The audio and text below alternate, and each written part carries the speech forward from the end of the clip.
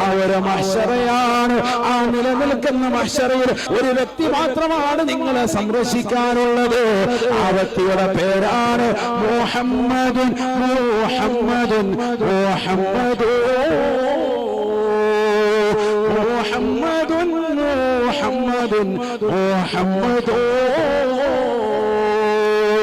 കാരുണ്യത്തിന്റെ കരസ്പർശം കൊണ്ട് മാലോകരുടെ മനതരങ്ങള് മദീനയിലേക്ക് മാടി വിളിച്ചതായ ഹബീബ് മുഹമ്മദ് മുസ്തഫ അല്ലാഹുവിന്റെ റസൂലാണ് നിനക്ക് സംരക്ഷകൻ വരുന്നത്. ആ പ്രവാചകർ ഈ ലോകത്ത് കാണിച്ചു തന്നതായ പരിശുദ്ധമായ ഖുർആൻ, വെളിച്ചം വീശിത്തന്ന ഖുർആൻ നിനക്ക് സംരക്ഷണമാണ്, സംരക്ഷണമാണ്.